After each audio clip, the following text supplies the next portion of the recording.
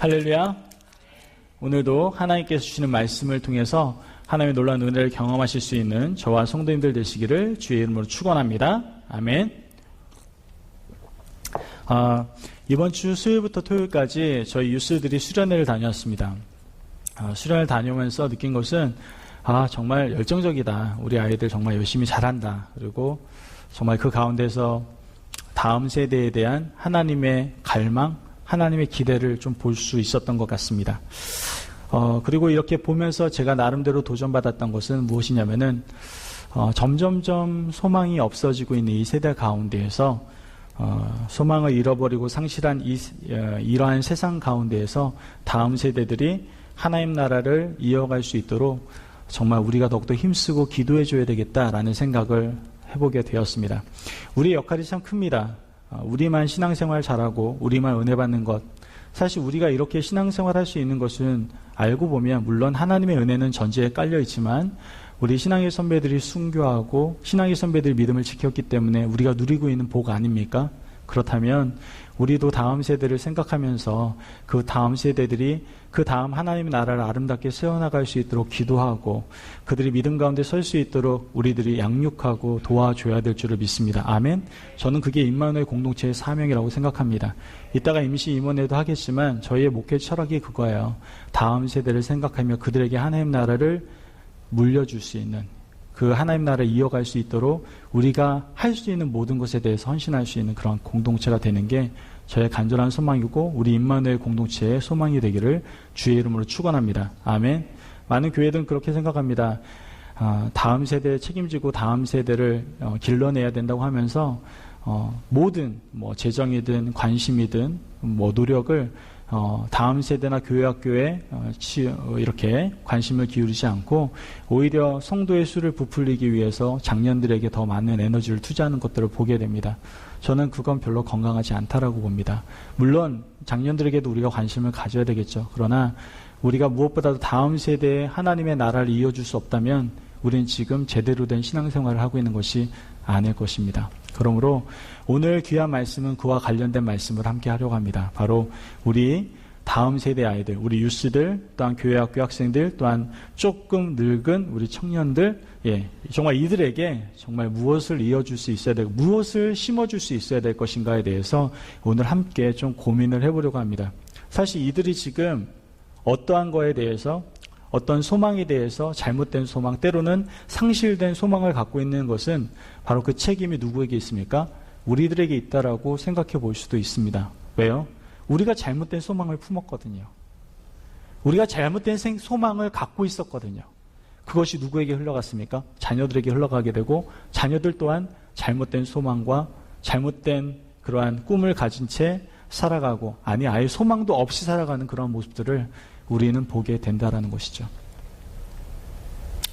정말 바라보지 말아야 될 것을 바라보고 붙잡아야 되지 말아야 될 것들을 붙잡는 그러한 현 시대를 지금 우리 학생들은 또한 우리 또한 지금 살고 있다라는 것이죠. 여러분들 어렸을 때 놀이동산 가보셨습니까? 전 놀이동산에 대한 아픈 추억이 있습니다. 저희 아버지를 저는 굉장히 많이 신뢰했는데 그때 당시에 그 어린이 공원이라고 해서 정릉 쪽인가요? 건대 입구에서 좀만 가면 어린이 공원이 있었어요. 그때 기억에 이제 저희 할머니하고 저희 아버님과 어머니하고 식구들하고 이렇게 같이 어린이 공원을 갔습니다. 그때 당시에 어린이 공원을 간다라는 건 굉장히 럭셔리한 사람만이 갈 수 있다는 거 아시죠? 아무나 갈 수 있는 게 아닙니다. 그래도 어느 정도 좀 품이 있고 고상하고 농담이고요. 누구나 갈 수 있죠. 그런데 사실 맞벌이하고 어렵게 사시는 분들은 간다라는 게 쉽지 않죠. 하루를 이렇게 시간을 내서 간다는 게 쉽지 않았는데 저희 부모님도 사실 맞벌이를 하셨지만 정말 자녀들을 사랑하는 마음으로 하루를 정말 어렵게 내서 어린이 공원에 갔던 기억이 납니다. 그리고 그 어린이 공원에서 사진을 많이 찍어주셨죠. 잔디밭에 들어가라고 그러더라고요. 저는 또 밝은 마음으로 들어가라고 하니까 그 공원 안에 탁 들어가서 멋있는 포즈를 취하면서 사진을 찍으려고 하고 있는데 그때 당시에 그 스프링클러라는 걸 제가 전혀 모를 때였거든요. 갑자기 무지개가 튀어나오더니 저에게 사정없이 물을 쏘기 시작했습니다. 그래서 그 사진을 보면 정말 어린이공원 내내 울면서 돌아다녔던 사진들만 남아있던 것들을 제가 보게 됩니다.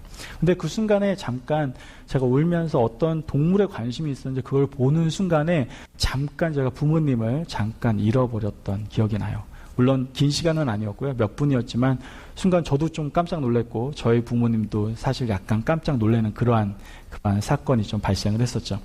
여러분들 이런 놀이동산이라든가 이런 마켓 이런 곳에서 미아가 되는 어린이들이 굉장히 많다는 사실 아십니까? 물론 아이의 양육을 포기해서 그냥 아이를 버려두는 그런 부모도 있습니다. 참 가슴 아픈 시대지만 그런 부모도 있습니다. 하지만 부모의 의지와 어린이의 그런 의지와 상관없이 미아가 되는 그런 어린이들이 있죠. 그런데 굉장히 많아요. 그런데 대부분의 이유를 보면 이렇게 미아가 되는 아이들의 그러한 대부분의 이유가 어떤 그 아이의 자신의 어떤 관심사에 너무나 이렇게 집중한 나머지, 예를 들어서 풍선에 너무나 집중했다거나 아니면 자기가 좋아하는 물건이나 동물에 집중한 나머지 부모님을 따라가는 것을 깜빡하고 그래서 부모님을 잃어버리는 그러한 경우를 보게 되더라는 것이죠. 그리고 그 아이는 복지사를 통해서 고아원이나 이런 곳에 위탁시설에 이렇게 보내지는 것을 종종 보게 됩니다. 저는 이런 생각을 해보게 됐어요. 이러한 사회적인 현상을 보면서 미아가 된 아이, 이 아이를 우리가 생각해 보면 우리의 인생도 저럴 수 있겠구나. 우리의 인생도 이런 미아와 같은 어린아이와 같은 일이 벌어질 수도 있겠구나. 이런 생각을 한번 해보게 되었습니다. 많은 사람들이요, 세상의 많은 사람들은 정말 화려하고 멋있는 것, 이런 것들을 추구하며 살아갑니다. 사실 알고 보면요, 별것 아니야, 별것 아니야. 내가 지금 추구하고 화려하다라고 생각하고 멋지다라고 너무나 휘황찬란하다고 생각하는 그런 것들이 사실은 별것 아닌데 그거 붙잡으려고, 그거 어떻게든 바라보려고 애쓰고 노력하며 살아가는 것을 보게 됩니다. 그래서 정작 소중한 것, 정말 나에게서 정말 소중한 것들은 오히려 잃어버리는 그러한 삶을 살아가는 모습을 우리는 세상 사람들을 통해서 발견하게 된다는 것이죠. 이 세상에는요, 헛되고 또한 허탄한 일에 대해서 열심을 내는 그러한 사람들이 너무나도 많습니다. 그러나 그러한 모든 사람들은 삶이 끝날 때, 즉 죽음 앞에 섰을 때 비로소 여태까지 쫓은 것들 때문에 더 소중한 것들을 내가 잃어버렸구나 라는 것을 알게 된다는 것이죠. 언제요?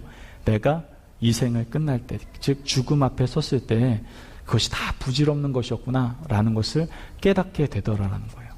정말 100이면 100, 다 그런 고백을 하더라라는 거예요.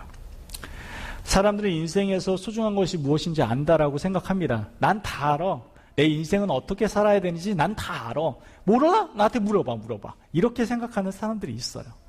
그런데 정작 실제로는 많은 사람들이 잘 몰라요. 잘 몰라요.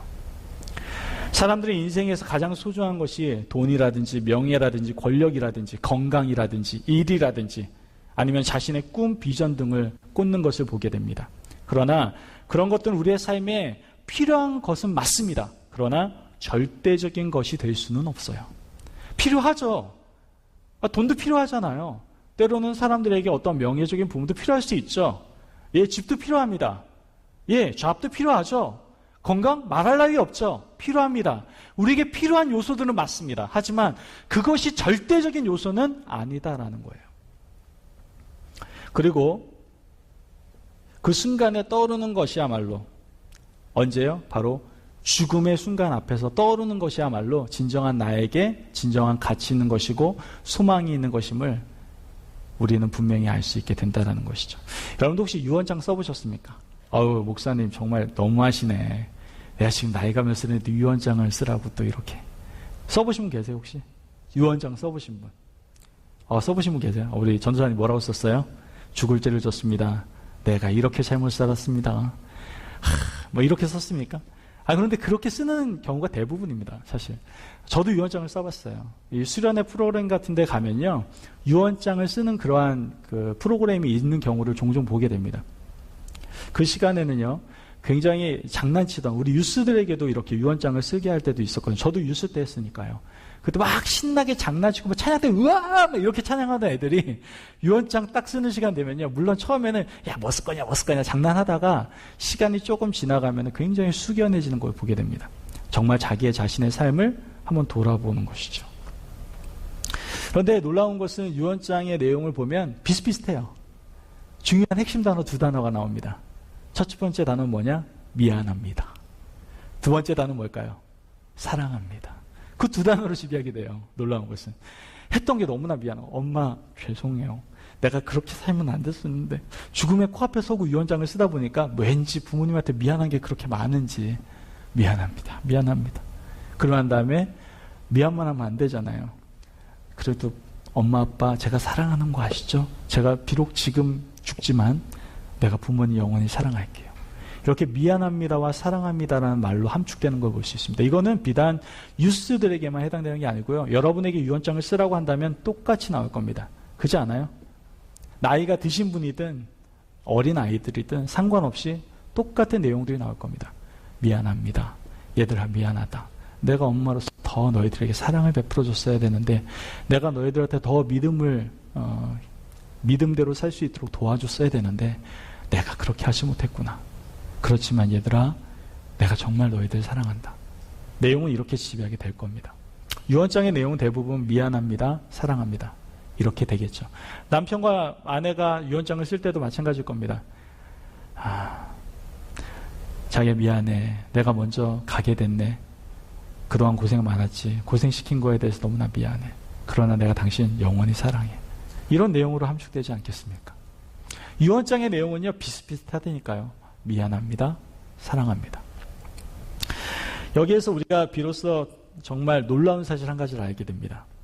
죽음 앞에 섰을 때에 그 유언장을 쓸 때에 비로소 가장 자기에게 소중하고 귀하고 정말 가치 있는 것이 무엇인지를 고백하게 되는데 그때에는 자신이 여태까지 살아왔을 때 평소에 소중하다고 생각했던 그러한 것들은 전혀 생각하지 않는다라는 거예요. 죽음 앞에 섰을 때 나의 학력을 떠오르는 사람이 있습니까? 내가 대학 박사학위까지 받았는데 죽는다니 뭐 이런 분들 계십니까? 내가 돈을 싸 모아놨는데 죽는다니 이런 분들 계십니까? 없어요. 여태까지 평생 그것이 가장 가치 있고 소중하다고 생각해가지고 내가 그걸 얻으려고 바둥바둥대고 살았었는데 정작 죽음 앞에 섰을 때 그것을 생각하는 사람은 아무도 없다라는 거예요. 이것은 무엇을 얘기합니까? 바로 평소에 중요하지 않은 문제들, 이 문제들에 우리가 생각이 매여서 얼마나 정말 부질없이 살아왔는지를 우리에게 보여주고 있다는 것이죠. 이러한 사실을 죽음이 가까워서야 비로소 깨닫게 된다라는 거예요. 그러니 얼마나 안타깝습니까? 우리는 평소에 죽음을 내다보는 눈을 조금 뜰 수 있어야 됩니다. 지금 여러분 건강하다고요? 사람의 앞날은 알 수가 없습니다. 오히려 지금 몸이 비실비실하신 분이 지금 젊은 청년보다 더 오래 사실 수도 있어요. 제가 매번 강조하지만 태어날 땐 순서가 있지만 주님을 만날 때는 순서가 없어요. 아무도 알 수 없습니다. 그럼 우린 죽음 앞에서의 눈을 뜰 수가 있어야 된다는 것이죠. 그래야지 나중에 우리는 후회하지 않는 삶을 살아갈 수가 있게 된다는 거예요. 자기 죽음을 의식하는 사람은요, 인생의 가장 중요한 것을 절대로 놓치지 않습니다. 그렇다면 우리가 세상의 허탄하고 헛된 것들 붙잡는 것 대신에 도대체 무엇을 잡으며 우리의 인생에 가장 가치 있는 어떤 것을 잡으며 우리가 살아가야 된단 말입니까? 도대체 무엇을 잡아야 된단 말이에요? 여태까지 내가 꿈꿔오고 내가 집착하고 내가 바라봤던 것, 내가 붙잡으려고 노력했던 그 모든 것들이 부질없고 허탄한 것이라고 한다면 내가 정말 붙잡아야 되고 내가 정말 바라봐야 될 것이 도대체 무엇이냐는 거예요. 도대체 무엇이냐는 것이죠. 바로 우리가 반드시 붙잡아야 될 것은 내 손에 막 잡히는 그런 것들이 아니라 그런 것들은요 다 한계가 있어요. 세상의 많은 것들, 우리가 눈으로 보고 만질 수 있는 많은 것들은요 영원한 것이 아무것도 없어요. 그래서 우리가 정말 바라보고 붙잡아야 될 것은 무엇이냐? 오늘 말씀에서 나오는 것처럼 바로 천국 소망을 붙잡아야 돼요. 아멘? 천국 소망을 붙잡아야 됩니다. 아멘?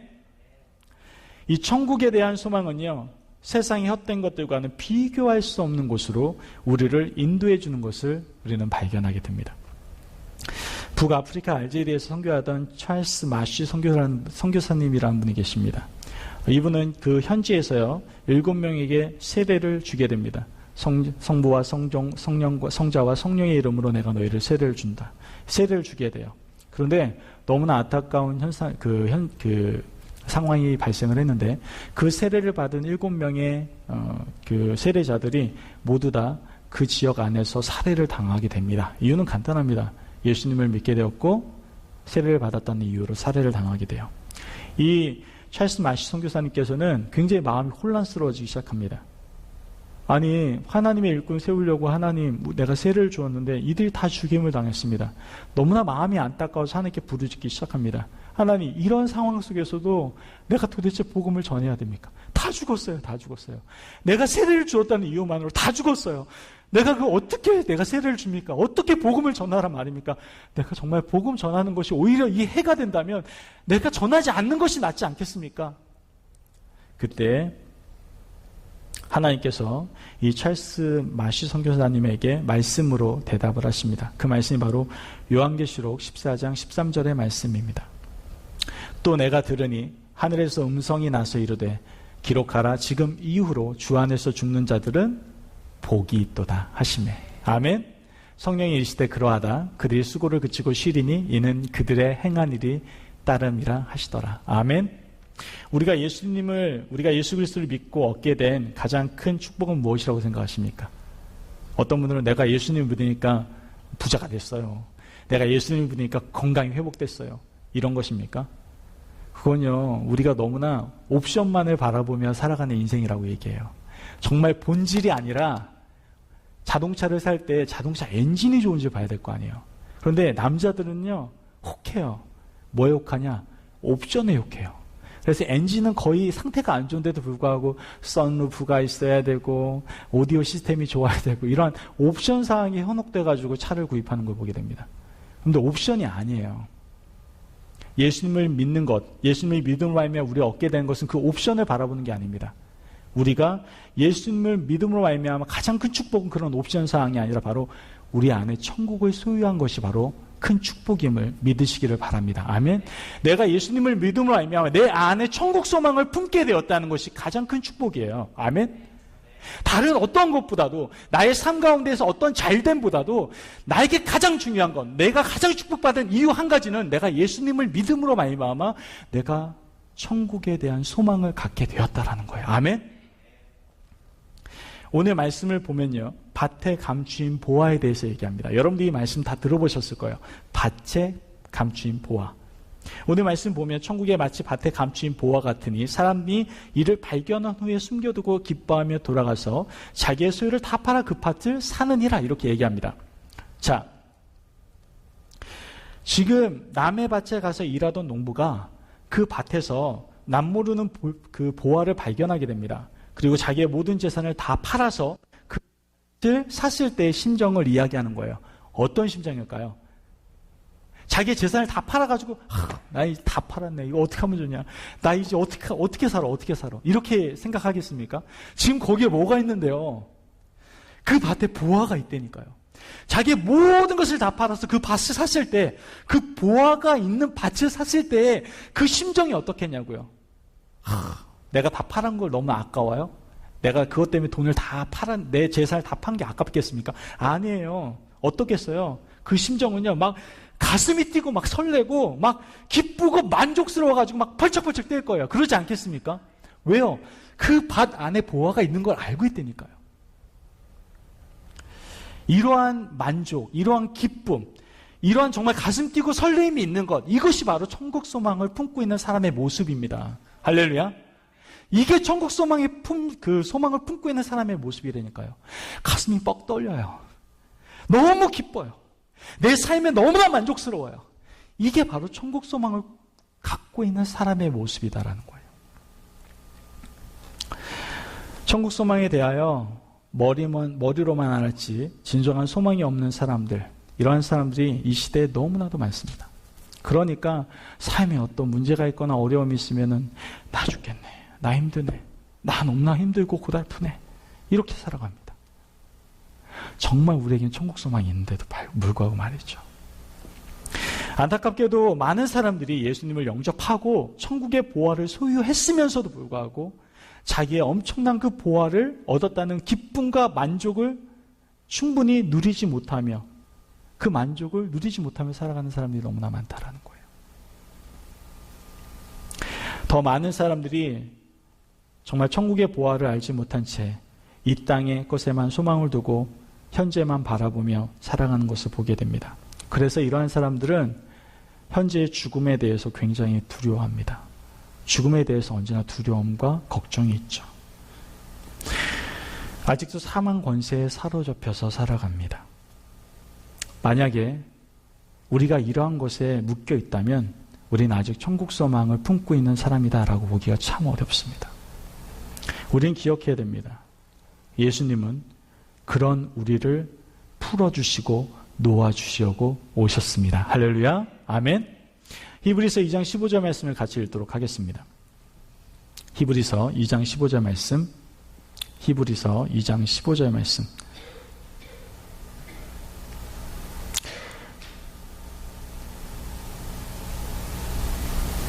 히브리서 2장 15절 말씀.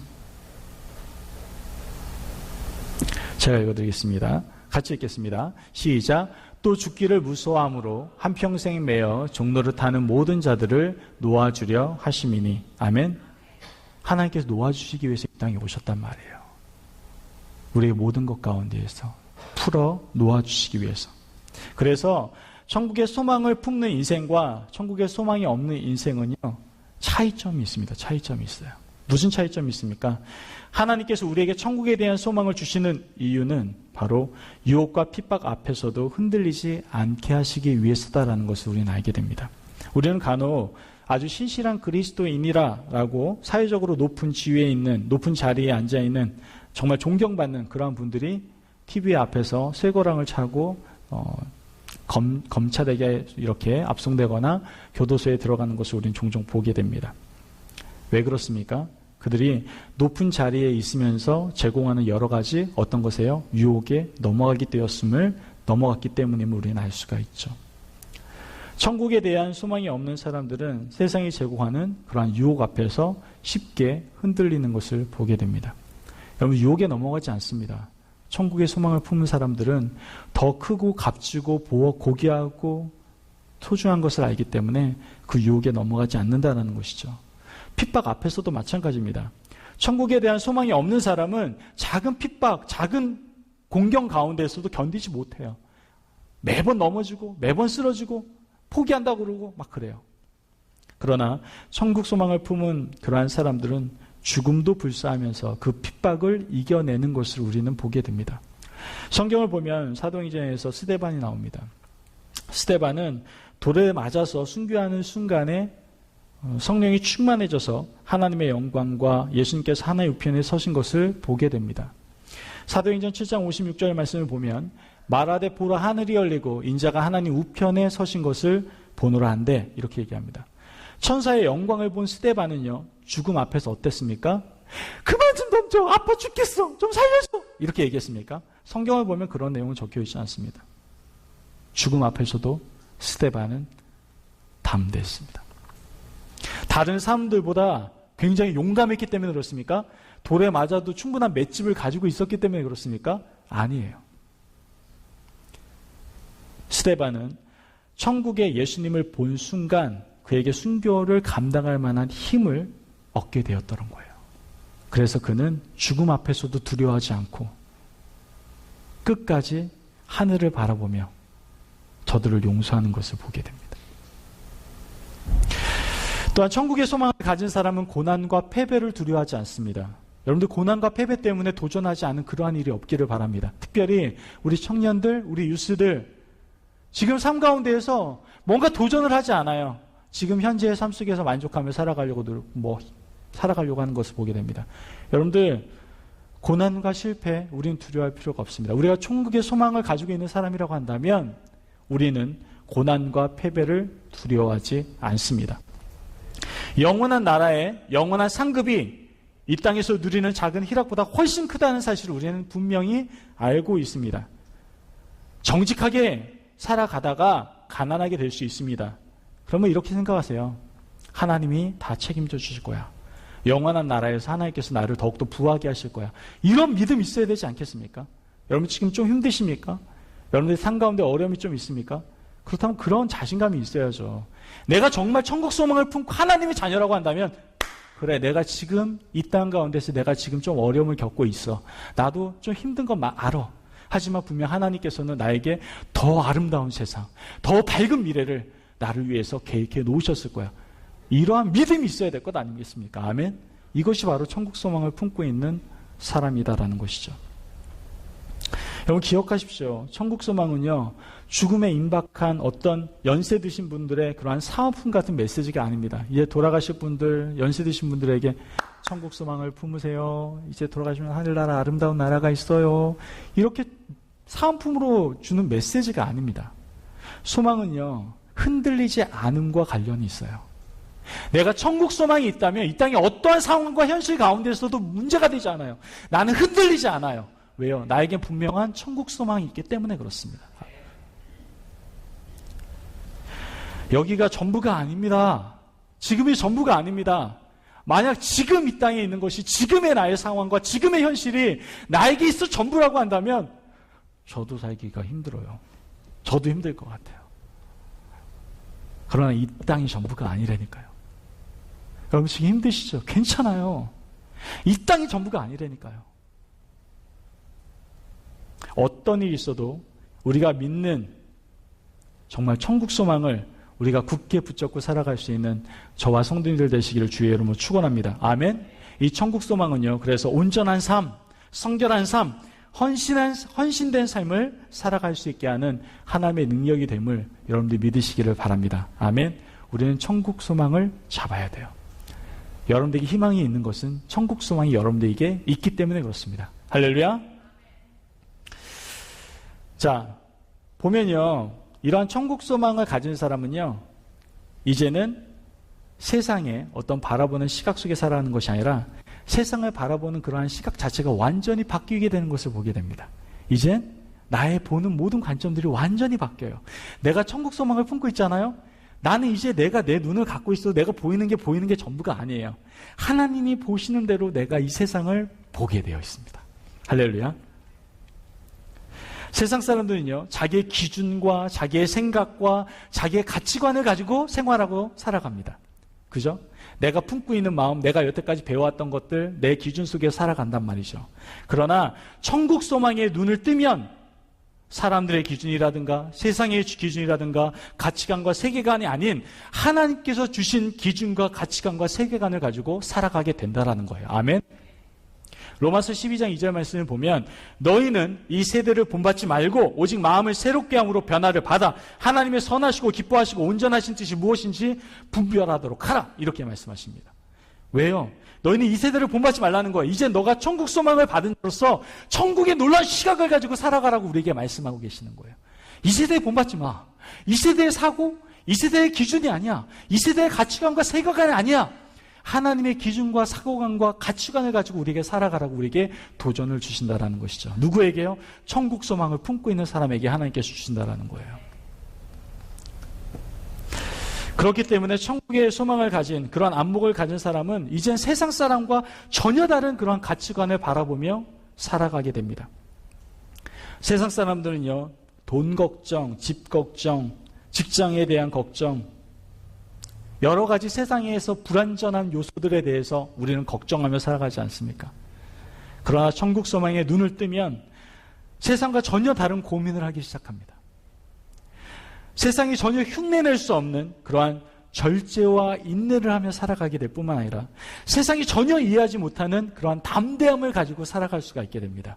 내가 천국 소망을 품을 때 말입니다.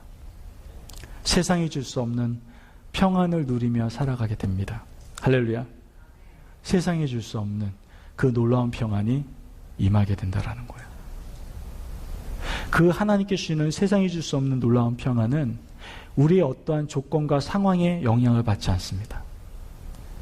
내가 하늘 소망을 품는 그 하나만으로, 내가 천국 소망을 품는 그 하나만으로 내 마음 가운데 천국이 임하게 되는 것입니다. 아멘. 내 마음 가운데 평안이 임하게 된다라는 거예요. 아멘. 이것이 바로 천국의 소망을 품은 자들의 모습이다라는 것을 우리는 알 수가 있게 되는 것이죠. 그러므로 세상 등지고 십자가를 보는 사람, 나는 죽고 예수로 살겠다라고 고백하는 그러한 사람, 이러한 사람이 바로 천국 소망을 품는 사람들이다라는 것을 우리는 알게 됩니다. 우리는 지금 천국 소망을 품고 있습니까? 여러분 가운데 평안이 있으십니까? 정말 하나님의 기준과 가치관 속에 세상을 바라보십니까? 제발 세상이 주는 영향 속에서, 세상이 보는 가치관 속에서 불평과 원망하는 것이 아니라 하나님의 눈으로 이 세상을 바라보시기 바랍니다. 하나님의 눈으로 바라보면 나의 삶의 처지를 바라보는 것이 아니라 하나님 만드신 세상을 바라보게 됩니다. 이 세상을 바라보게 된다라는 거예요. 그리고 내 자신을 바라보게 됩니다. 내가 얼마나 사랑받는 자인지를 알게 된다라는 것이죠. 그런데 더 나아가서 우리가 천국을 바라보는 눈을 뜨는 것도 굉장히 중요하지만 그와 함께 동일하게 너무나 중요한 한 가지 사실이 더 있습니다. 그것은 바로 천국 소망을 품은 사람들은 재림하실 주님의 나라를 보는 눈도 함께 뜰 수 있어야 된다는 거예요. 아멘. 천국 소망만 꿈꾸는 게 아니에요. 천국에 소망하는 그 눈만 뜨는 게 아니에요. 주님이 다시 재림하실 그 주님의 나라에 대해서도 우리가 눈을 열어서 볼 수 있어야 된다는 것이죠. 우리는 천국에 가게 될 사람이죠, 분명. 그죠? 아멘? 우리는 천국 가게 됩니다. 우리가 주님을 믿음으로 말미암아. 아멘? 그러나 뿐만 아니라 주님의 나라를 위해서 열심히 일해야 될 하나님의 일꾼이기도 합니다. 천국만 바라보는 그러한 사람은 시한부 종말론처럼 현실 도피자가 될 가능성이 있어요. 그래, 나는 하늘 소망만 품고 있는 내가 이 땅 가운데서 내가 뭘 바래? 난 하늘만 바라볼 거야. 난 천국만 바라볼 거야. 그러다 보니까 우리가 현실 도피하면서 살아가는 분들이 있어요. 그래서 수도원으로 가고 산으로 가고 뭐 이런 경우를 종종 보게 되죠. 천국과 주님의 나라는요, 약간 다른 개념입니다. 천국이 바로 사람이 죽어서 구원받는 영혼을 위해서 예비된 낙원이라고 한다면, 주님의 나라는 하나님을 대적하는 세상 나라가 망하고 약속대로 예수 그리스도께서 다시 오셔서 주님이 온 세상을 다스리며 영원한 왕노릇을 하는 곳, 그것이 바로 주의 나라입니다. 하나님의 나라라는 것이죠. 계시록 11장 15절 말씀을 같이 한번 보도록 하겠습니다. 같이 읽어보겠습니다. 시작. 일곱째 천사가 나팔을 불매 하늘에 큰 음성들이 나와서 이르되 세상 나라가 우리 주와 그의 그리스도의 나라가 되어 그가 세세토록 왕노릇 하시리로다 하니. 아멘. 이 말씀은 요한계시록의 핵심 구절입니다. 성경의 결론이기도 하죠. 성경은 분명히 하나님을 대적하는 세상 나라가 어떻게 돼요? 반드시 망합니다. 반드시 망하고 예수 그리스도가 다시 오셔서 영원히 왕노릇 하실 것이다라고 분명히 성경은 이야기하고 있습니다. 그렇다면 성경에서 지금 말씀하신 영원히 왕노릇 하실 그 하나님의 나라는 도대체 어떠한 나라입니까? 우리는 매일 신문, 잡지, 매스컴을 통해서 오르내리는 그러한 기사들을 보게 됩니다. 그 안에는 온갖 더럽고 악한 것들이, 악한 일들이 이 지상에서 존재하고 있다는 것을 보게 됩니다. 살인, 또한 성폭행, 또한 그 외에도 여러 가지 도덕적인 문제들, 정치적인 악함의 부분들, 매스컴을 통해서 너무나 많이 보여주고 있는 것을 보게 되죠. 비인간적이고 음란하고 방탕하고, 기사를 보면 굉장히 슬픈 일들이 너무나 많고, 질병, 고통, 싸움, 이런 것들이 우리는 기사를 통해서 많이 접하게 된 걸 볼 수가 있습니다. 그러나 하나님의 나라는 어떠한 나라입니까? 예수님께서 은혜와 진리가 충만하셨던 것처럼 바로 은혜와 진리가 충만한 나라, 그 나라가 바로 하나님의 나라입니다. 아멘. 정의와 사랑이 온 세상에 충만한 나라, 은혜와 진리가 가득하고 충만한 나라, 그 나라가 바로 하나님의 나라입니다. 이사야 선지자는 그래서 하나님 나라를 이렇게 묘사합니다. 이사야서 11장 6절에서 8절 말씀을 같이 한번 읽어보도록 하겠습니다. 시작. 그때에 이리가 어린 양과 함께 살며 표범이 어린 염소와 함께 누우며 송아지와 어린 사자와 살찐 짐승이 함께 있어 어린아이에게 끌리며 암소와 곰이 함께 먹으며 그것들의 새끼가 함께 엎드리며 사자가 소처럼 풀을 먹을 것이며 젖먹는 아이가 독사의 구멍에 장난하여 젖된 어린아이가 독사의 굴에 손을 넣을 것이라. 아멘. 이게 바로 하나님의 나라래요. 모든 칼과 창이 곡괭이와 삽자루로 바뀌게 됩니다. 전쟁이 없는 나라예요. 우리가 바라보는 하나님의 나라는 인류 역사 이래에 사람들이 도저히 꿈꾸지도 상상하지도 못한 찬란하고 아름답고 평화로운 나라임을 우리는 말씀을 통해서 알 수 있게 됩니다. 우리의 상상이 안 돼요. 어떤 게 하나님의 나라일지. 그러나 그 나라는 분명히 우리가 상상할 수 없는 정말 찬란하고 아름다운 나라이다라는 것을 우리는 성경을 통해서 알 수 있게 되는 것이죠. 이 하나님의 나라는요, 우리의 모든 것을 다 갖다 바쳐도 아깝지 않은 나라이다라는 것을 우리는 알게 됩니다. 그러나 안타깝게도 많은 사람들이 주의 나라가 이 땅에 도래하는 그 영광을 모르고 있습니다. 그렇기 때문에 이 세상에 빠져서 세상 이익만 구하며 아둥바둥대며 살아가는 것을 보게 되죠. 천국 소망이 있는 삶이란 주님의 나라가 다가오고 있음을 우리가 분명히 알고 인식하고 그 나라를 위해서 준비하며 사는 삶을 사는 사람들을 이야기합니다. 주님의 나라에 대해서 눈뜨지 못한 사람은 그 나라를 맞이할 준비를 하지 못합니다. 그러므로 그 나라에 대해서 눈을 뜨는 것이야말로 참된 천국의 소망을 품은 사람들의 모습이다라는 것을 우리에게 분명히 말해주고 있다는 것이죠. 여러분 기억하십시오. 하나님에 대한 그러한 천국 소망에 대해서 우리가 눈을 뜨게 되면 우리에게 가장 큰 변화가 한 가지가 오는데 그것이 바로 불평과 불만이 사라져버린다는 거예요. 우리에게 정말 천국 소망에 대한 눈을 뜨잖아요. 그러면 우리에게 불평과 불만이 사라집니다. 베드로전서 2장 9절 말씀을 같이 한번 읽어보겠습니다. 베드로전서 2장 9절 시작. 그러나 너희는 택한 족속이요 왕같은 제사장들이요 거룩한 나라요 그의 소유가 된 백성이니 이는 너희를 어두운 데서 불러내어 그의 기이한 빛에 들어가게 하신 이의 아름다운 덕을 선포하게 하려 하심이라. 아멘. 우리에게 분명히 얘기합니다. 너는 택한 족속이요 왕같은 제사장들이요 거룩한 나라요 그의 소유된 백성이다. 여러분 누구냐고요? 이러한 사람들이라니까. 이러한 사람들. 택한 족속이요 아멘.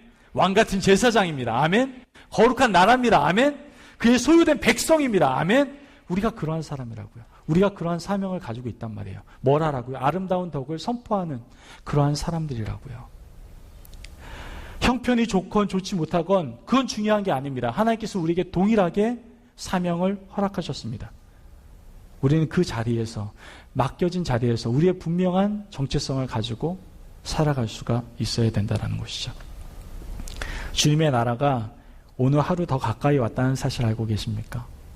어제보다 오늘 하루가 더 땡겨졌네요.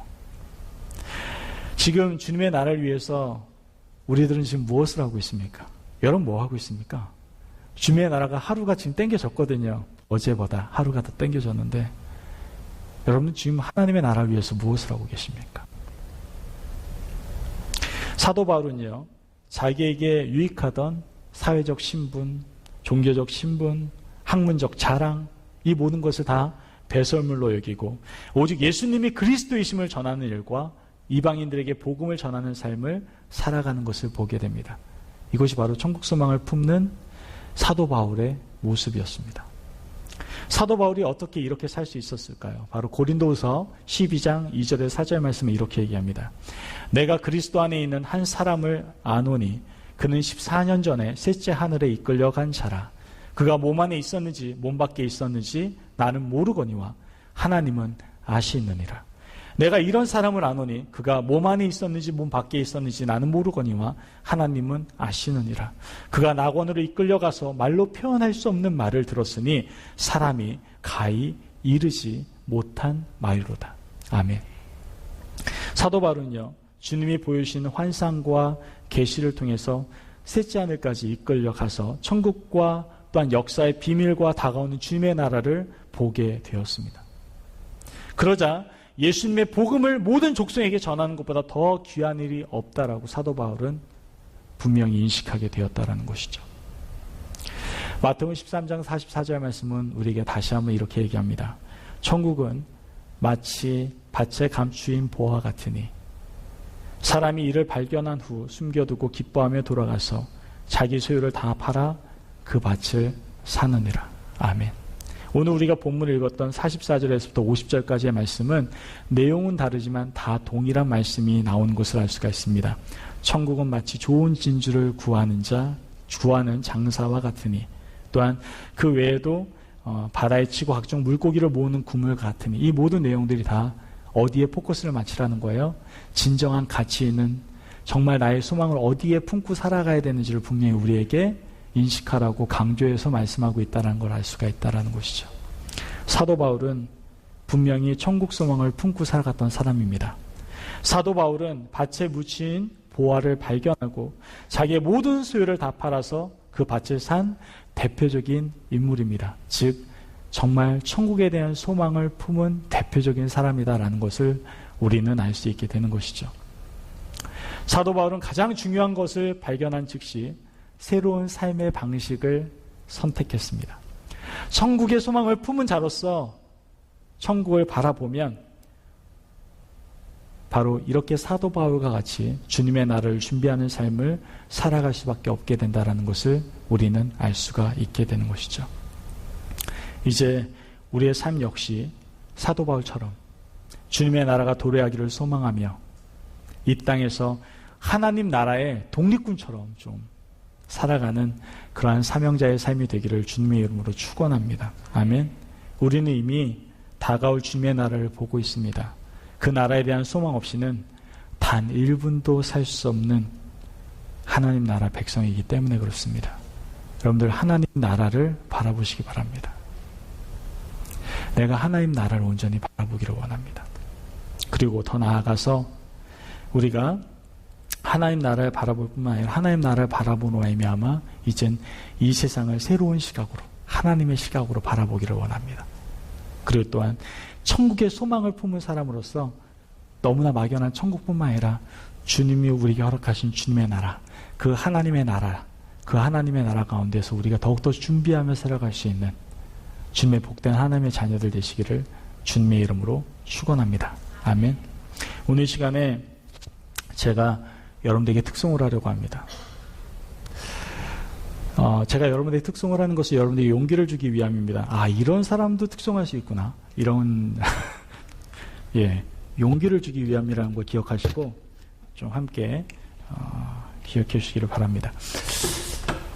MR 제가 준비한 거 그것 좀 MR 거기 준비해 놓은 거 하늘소망이라는 곡인데요.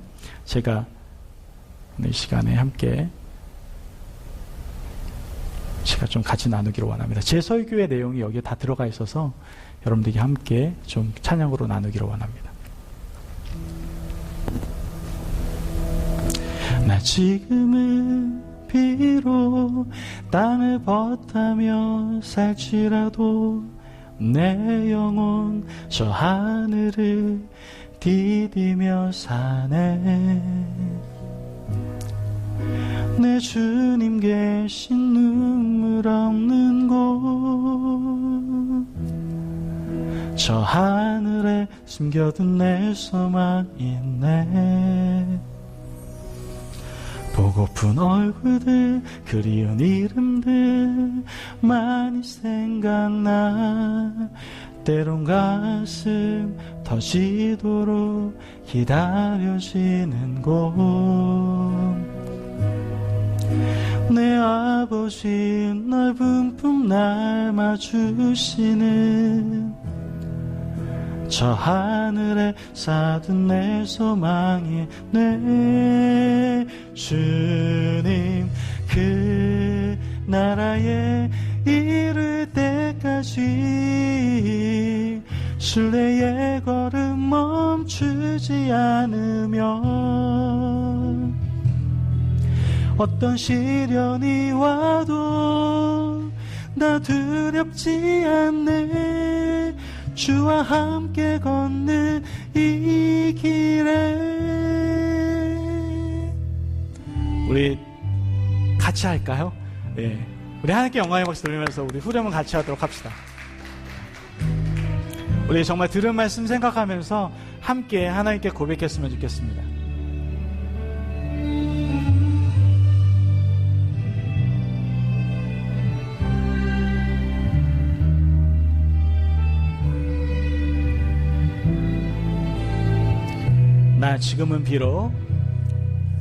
나 지금은 비록 땅을 벗다며 살지라도 내 영혼 저 하늘을 디디며 사네.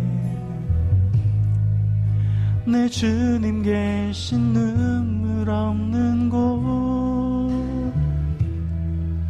저 하늘에 숨겨둔 내 소망 있네. 보고픈 얼굴들, 보고픈 얼굴들, 그리운 이름들 많이 생각나. 때론 가슴 터지도록 기다려지는 곳, 내 아버지 넓은 품 날 맞으시는 저 하늘에 쌓은 내 소망이 내 주님 그 나라에 이를 때까지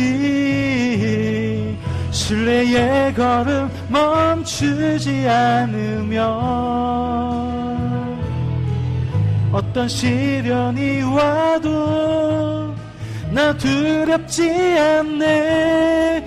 주와 함께 걷는 이 길에 주님 그 나라에 이를 때까지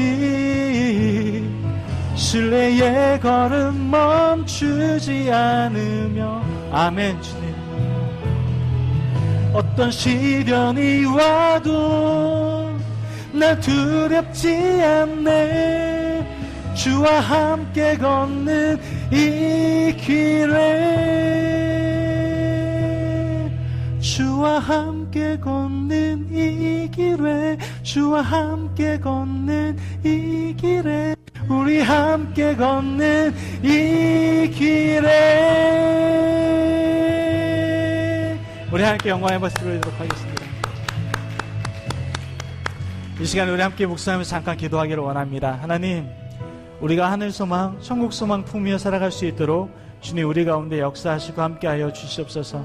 우리가 너무나 이 땅에 소망을 품고 살아갈 때가 많습니다. 주님, 나에게 하늘 소망을 품게 하여 주시옵소서. 온전히 하늘 소망을 품으며 담대함으로 하나님께 나아갈 수 있도록 주님 도와 주시옵소서. 내가 정말 하늘 소망을 품기를 원합니다. 그로 말미암아 내가 이제는 하나님의 그 놀라운 시선과 그 시각을 가지고 하나님 앞에 나아가기를 원합니다.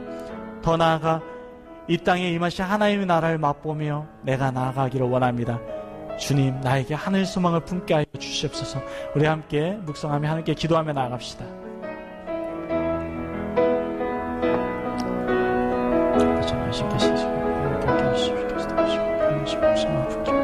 주님 아버지, 천국 소망 품어 나가게 하시옵소서. 신의 아버지, 저희 다시 함께 하시는 나가게 주님 함께 하시옵소서.